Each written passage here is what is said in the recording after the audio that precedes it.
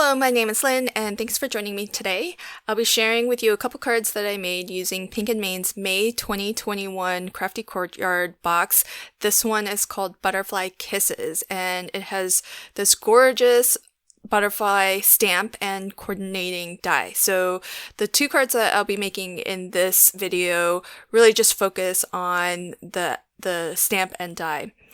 First, I'm just stamping with some VersaFine, and one of the great properties of a pigment ink like VersaFine is that it does stay sticky long enough for you to put embossing powder over it. And so I got that bottle of clear embossing powder from WOW on Amazon, and it was only $7 for a 5-ounce bottle, which is crazy because a lot of times just that half an ounce, 30 mil is, or maybe 30 mil is 1 ounce, I think, is about that same price. So for the quantity that you get, I will probably never have to buy clear embossing powder again. So what I'm going to do is actually mask off half of this butterfly, and on the half that's exposed, I'm going to be playing with some of my shimmer powders. I am using a watercolor paper or cardstock so that I can really use a lot of water, be generous with it if I need to be, and not have to worry too much about it damaging the paper. And here, I did let it dry before resuming my video, and what I'm doing is just wiping that the black areas just so that I can rub off some of the mica that is in the shimmer powder. And that way, and that's one reason to do the clear heat embossing first, because that enamel finish will help to resist the mica that's in the shimmer powder. And you can actually still see that the difference, especially on the butterfly's body, that there's still a little bit of that shimmer. So I'll, before I'm done with the card, I'll definitely give it another wipe down. But I've pulled out my Albrecht Dürer watercolor pencils because on the left half of this butterfly, I am going to use my watercolor pencils, and just to give some more definition to like the difference between the two halves of the butterfly. So on the floral side, it's very kind of loosey-goosey, whatever happens, happens. That's sort of the nature of shimmer powders.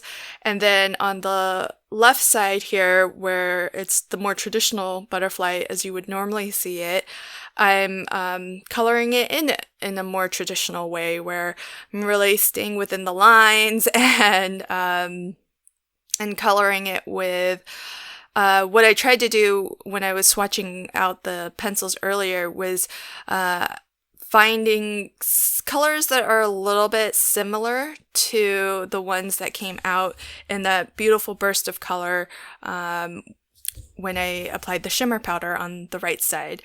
So one of the really nice things about watercolor pencils is that there are so many different ways to apply the color. So as you saw, I colored it in on dry paper first, and then took a wet paintbrush to emulsify all of that pigment and draw that pigment out.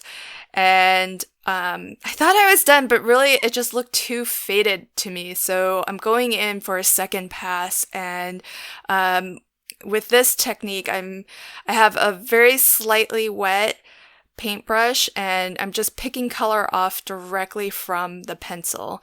You don't want to be too heavy with your with water on your paintbrush, because you don't want the core of your pencil to get waterlogged. It'll become too soft. But so I'm just using just enough moisture to really just pull color off so that I can apply it to my paper and really intensify the color more.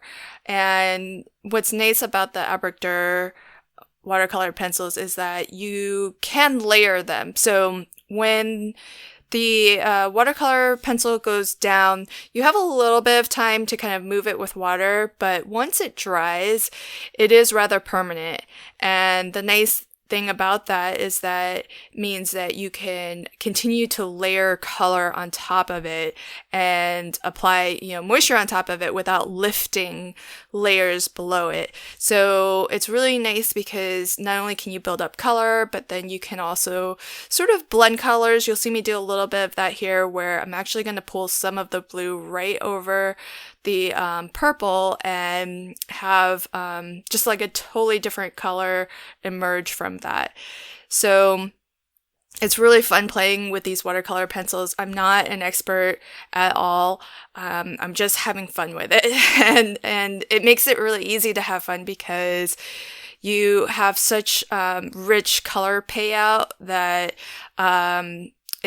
it doesn't disappoint at all. And so you won't be frustrated in the medium at all because it's going to do what you want it to do.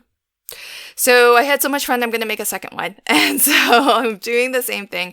And watercolor paper does tend to have, at least the ones that I'm using a cold press paper, so it has a little bit of texture. And you can see, did you sneak that peek where the back of this panel is actually a previous attempt? That's fine. I'm not going to throw away that watercolor panel. It didn't turn out the way I wanted. And so that's okay. Just flip it over and use the other side. It's a really thick cardstock, so you're not going to see any of that at all. And the person who gets this card will never know. Only you and I will share that secret. So here again, I'm using shimmer powder, and this time I thought I would actually pull the color out a little bit. So I'm not moving the color per se, but I'm just using my paintbrush to break some of the tension in the water so that it flows and it moves a little bit. One of the nice things about heat embossing, is that it does that enamel that is happens after you melt the embossing powder, that sort of creates reservoirs, and so it tends to keep the ink kind of in its own little place. And I found that just breaking the water tension a little bit just helps it flow, helps it move a little.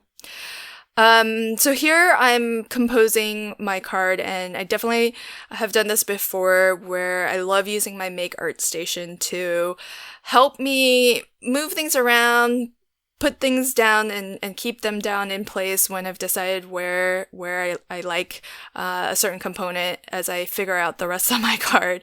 So it's really helpful for that, especially when you start working on your card base directly, so that it doesn't continue to kind of flip up a little bit.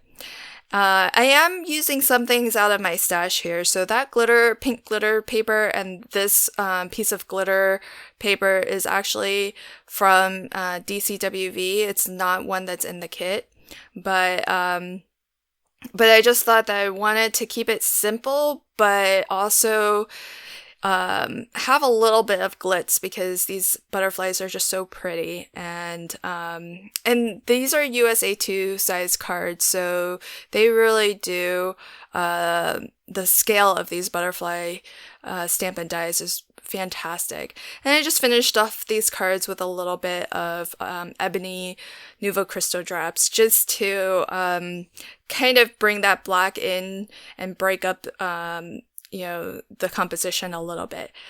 So those are my cards using the Stampin' Dies that came in this month's kit. I hope that you enjoyed this video, and if you did, please do consider liking, commenting, sharing, and if you subscribe and hit the notification bell, then you'll get a notification when I post new videos. Thank you so much, and have a fantastic day. Bye!